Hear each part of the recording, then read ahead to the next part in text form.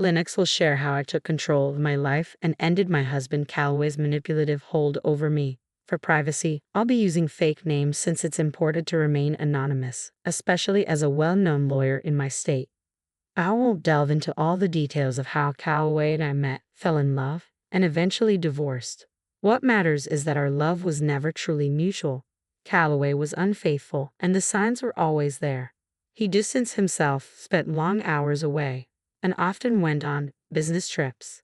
Even though I had a successful career as a lawyer, Calloway always saw me as a failure simply because I didn't earn as much as him. One day, during one of his many trips, I made the decision to investigate. I found an old laptop of his and discovered a hidden Facebook account, which confirmed my worst fears. He was having an affair with a beautiful woman he clearly considered more attractive than me. Calloway constantly criticized my appearance, and it crushed me to realize he had chosen someone else. Angry and heartbroken, I confronted him the moment he returned. "Calloway, are you cheating on me? I have proof," I demanded. His response was cold, almost cruel. "Lennox, you just aren't interesting to me anymore. You're always wrapped up in your pointless cases, ignoring me. And let's be honest, you're not exactly a supermodel," he sneered. Stunned, I shot back, "What are you even talking about? I have a demanding job, and you knew that when we got married. I haven't ignored you. It's you who stopped coming home. You shut me out." That's how I uncovered the truth. But instead of guilt or regret, Calloway's heartless response left me speechless. He twisted everything, making it seem as though his infidelity was somehow my fault. A ridiculous claim I wasn't going to let him get away with. Rather than defend himself, Calloway's tone turned even colder. He smirked and said, "I'm glad you found out, Lennox. Now I don't have to hide her anymore. She's gorgeous, and we're going to have a perfect life together after I divorce you. Finally, I can marry someone worthy of my name." His words hit me like a punch to the gut. A chill ran down my spine as I realized he had been planning this all along.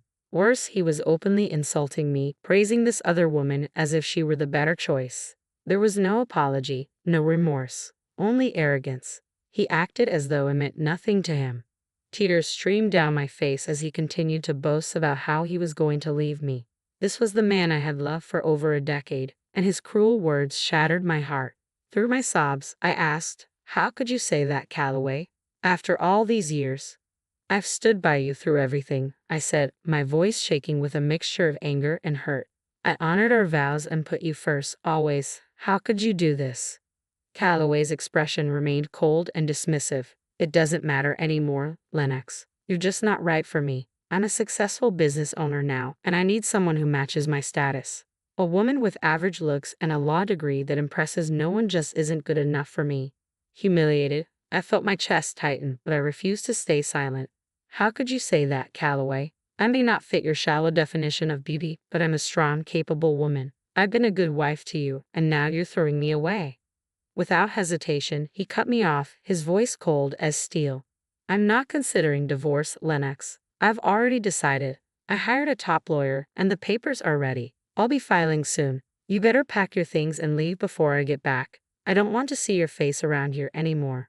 A few hours later, one of Calloway's friends arrived at my door with a stack of papers in hand. His eyes held a flicker of sympathy as he passed them to me. I took the papers, closed the door, and collapsed to the floor. The weight of everything crashed down on me, and I sobbed uncontrollably for what felt like hours, realizing I had wasted years of my life on a man who never truly loved me. But as my tears dried, something shifted inside me. I wasn't going to let this defeat me. I was stronger than this, and I was going to prove it, to him and to myself. Before the man left, he let something slip. Calloway was planning to drag out the divorce. At first, I was confused, but then it hit me, the prenuptial agreement. If Calloway cheated, I was entitled to half of his business. In my emotional state, I had forgotten all about it. Now, it all made sense. He wanted to prolong the process, hoping I'd give up and walk away without claiming what was rightfully mine. That wasn't going to happen. I immediately reached out to his lawyer and scheduled a meeting. Within 2 days, I was ready to fight back, and I wasn't leaving without everything I deserved. I moved out of Calloway's house and returned to my childhood home, which was still in my name. Once everything was packed, I sent him a message. "I've moved all my things out of your house. Don't worry, I took my ugly face and body out of your sight." His response came quickly, dripping with arrogance. Good. My lawyer is the best, so don't expect much from this fight. But I stayed calm.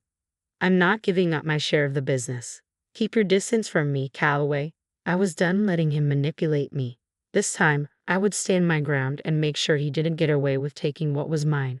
I was ready for whatever battles lay ahead. His next text only fueled my determination. I don't want to talk to you anymore. Speak to me through my lawyer from now on, and make sure you stay out of my house. The disrespect and condescension in his words sparked a fire deep inside me. It's funny how rage and betrayal can give you strength. Suddenly, everything became crystal clear. I almost laughed. Calloway had no idea who he was messing with. Neither did his lawyer, Jake. I arranged to meet Jake at a local cafe. When I arrived, I saw the moment he recognized me.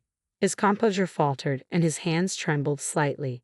Though he tried to act professional, it was obvious that Calloway had not prepared him to face someone like me. Jake forced a nervous smile as we greeted each other, and I decided to ease the tension. It wasn't his fault I was caught up in this mess. Hello, Jake. Nice to see you, I said pleasantly, watching the surprise flicker across his face. Ma'am, I wasn't expecting you to come in person, he stammered, clearly unsettled. The last names probably threw you off, I replied smoothly. I got married after becoming a lawyer. I use my maiden name for work. Oh, I see, Jake muttered, shifting in his seat, still visibly uncomfortable. Let's not dance around it, Jake, I said, leaning in slightly. Your client told you to drag this case out, didn't he? He squirmed under my steady gaze, unsure how to respond. I decided to give him a way out. You don't have to answer that. I've been married to Calloway for over a decade. I know exactly how his mind works. Jake fidgeted, trying to maintain his composure, but my words clearly hit home. Years of experience as a lawyer had taught me how to put pressure on opponents, and Jake was no exception. I wasn't here to intimidate him, though, just to make it clear that I wasn't someone to be underestimated. I leaned in slightly and gave Jake a reassuring smile. Look, Jake, I know none of this is your fault, so let me explain what's really going on with this divorce. He blinked, looking confused. What do you mean, ma'am? He asked, clearly not expecting what was coming next. Did Calloway happen to mention that he cheated on me? I asked, watching his face closely. His expression shifted, and I could see the truth dawn on him. He had no idea. No, he didn't mention anything about that, Jake admitted, flustered. But he did say you might try to make some wild claims to ruin him. I shook my head, giving him a sympathetic smile. Oh, Jake, Calloway played you. But hey, you'll be happy to know he really thinks you're one of the best lawyers out there. He has a lot of faith in you. Jake's smile was uncertain. That's kind of him to say, he murmured, clearly overwhelmed. But I'll never measure up to you, ma'am. I wish he had told me you were a lawyer too. He only said you worked at a firm. I rolled my eyes. Typical Calloway. He never appreciated my achievements. He always looked down on my work and never took me seriously. I paused, letting that sink in before adding, but I was smart enough to make sure we had a prenuptial agreement. Jake's eyes widened, clearly caught off guard. The word prenup hit him like a ton of bricks. He fidgeted in his seat, scrambling to process what I'd just revealed. There's a prenup in this marriage, he stammered, looking almost panicked. Your husband didn't mention that. Do you have any proof, ma'am? I gave him a calm, confident smile. Oh, I have all the proof you need. I pulled a folder from my bag and placed it gently on the table between us. I brought the documents with me. I figured Calloway would try to wriggle out of the consequences, but not on my watch. Jake swallowed hard, his hands visibly trembling as he reached for the folder. I'd really like to see those papers, ma'am, he said nervously. I'll need proof of the affair if you have any, Jake said, his voice cautious. Don't worry, I replied smoothly, opening my bag. I've got everything right here. I handed him all the evidence, messages, photos, legal documents. Everything was meticulously organized and ready. Jake took his time, reviewing each piece carefully. As he examined the evidence, I watched the defeat settle into his expression. He knew there was no way Calloway could come out of this unscathed. After what felt like an eternity, Jake looked up at me, resigned. You have solid proof of everything, ma'am, he admitted. I had no idea about any of this. I figured as much, I said, keeping my tone even. I know how hard it is to deal with clients who aren't being honest, especially when the other side has a strong lawyer. You're right about that, ma'am. Jake sighed, clearly weighed down by the reality of the situation.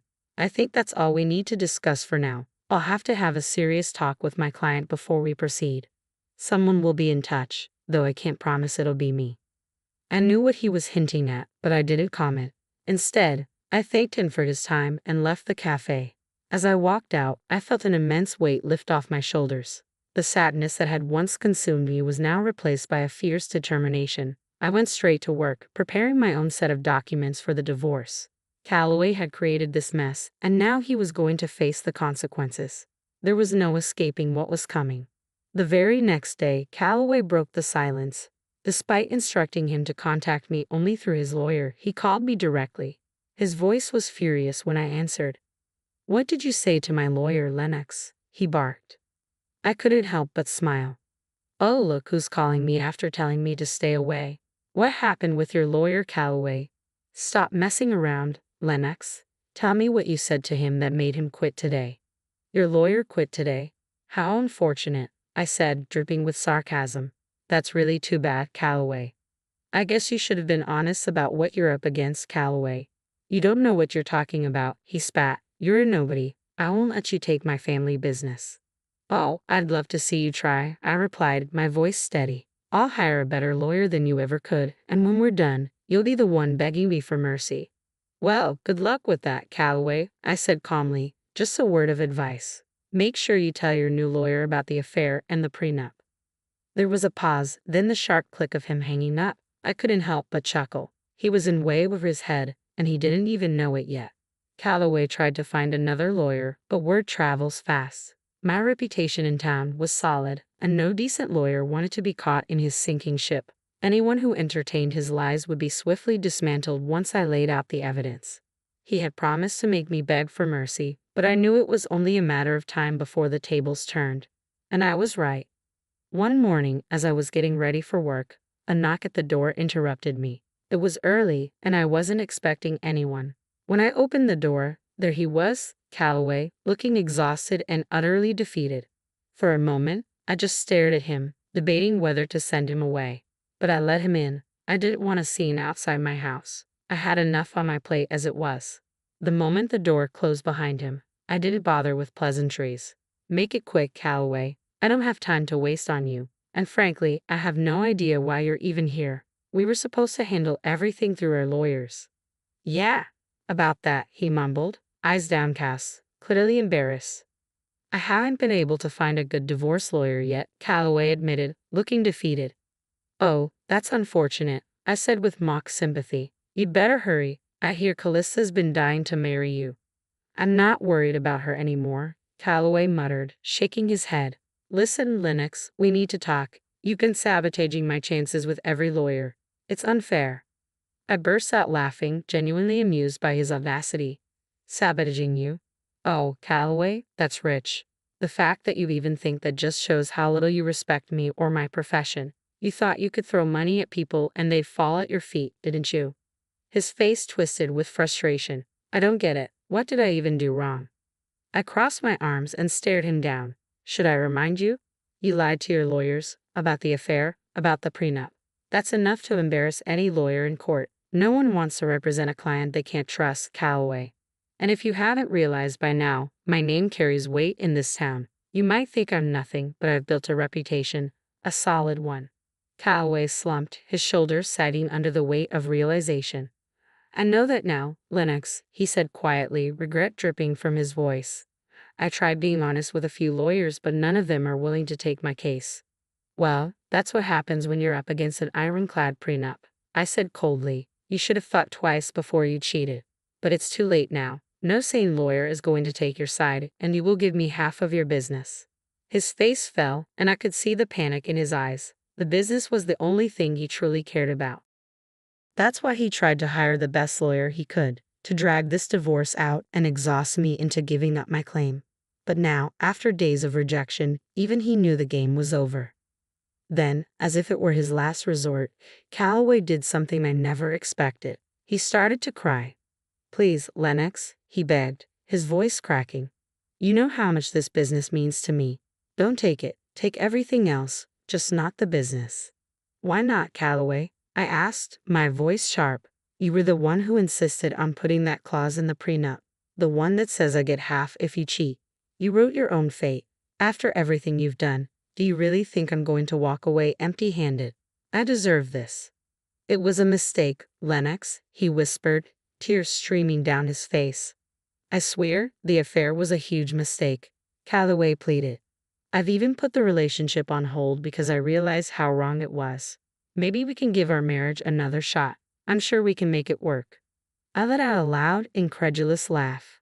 The audacity of this man was astounding. He was actually asking me to reconcile, as if I would be foolish enough to even consider it. I had heard the rumors that things between him and Calista weren't going well. Apparently, she was upset, and Calloway was unhappy too. But if he thought that was enough to win me back, he was out of his mind. I had learned my lesson the hard way. Marrying Calloway was a colossal mistake, and I wasn't about to make it again. I knew exactly why he was suddenly so desperate to get me back. You must be delusional if you think I'd even consider it, Calloway. Do you think I'm stupid? I know you want me back just to avoid splitting your business. Lennox, we were happy once. Can't we just look past this mistake and start over? I'll cut off Calista, I swear, he begged, trying to sound sincere. There's no need for that, Calloway, I replied, shaking my head. That woman will be gone the minute she finds out you won't be rich anymore after the divorce. As for me, this is my golden opportunity to walk away from this sham of a marriage. I'm actually grateful you showed me your true colors before we ever had kids. Now you're going to deal with the consequences of your actions. I was done. There was nothing left to say. Calloway continued to plead, trying to convince me not to take his business, but his desperate cries only reminded me of the countless nights I had cried myself to sleep because of his betrayal. Seeing him in such a pathetic state filled me with a sense of satisfaction. My revenge was complete. All I wanted now was a clean break to start fresh, and I got more than I expected. Karma hit Calloway hard and fast. For weeks, he tried everything to change my mind, begging me to come back home, but I ignored it all. I wasn't interested in his drama. I was ready to move on. Since he had already filed for divorce, I hired someone from my firm to represent me. I wasn't a divorce lawyer and wanted as little interaction with him as possible. After a month of futile attempts to win me back, Calloway realized he had no choice. He was forced to hire a lawyer and agree to a clean break. He knew that if this went to court, he'd be publicly humiliated and waste even more money on legal fees. So he conceded to a mutual divorce. Thanks to the prenup, it was easy for me to get the settlement I deserved. I had ample proof of Calloway's infidelity, and as the prenup stated, he had to give me half of his business. Of course, he wasn't happy about it, but there was no way out. Reluctantly, he signed over half of his company to me. We even offered him a chance to buy me out, but he had no money left. You might wonder how a big business owner like Calloway ended up broke. It's simple. He spent it all on Calista. The irony was delicious. She wasn't taking his calls or texts anymore. As she figured out he wouldn't be wealthy after the divorce, and now no one else was willing to date her either. Her reputation as a gold digger had spread far and wide. What goes around comes around, right? But Calista was the least of Calloway's problems. With half of his business gone, his income was slashed. He couldn't afford to maintain his lavish mansion or even keep up with the mortgage, so he was forced to sell it. Now, he was renting a condo, a serious downgrade from the luxurious life he once had. He even tried to get back with me again, hoping to regain control of his business.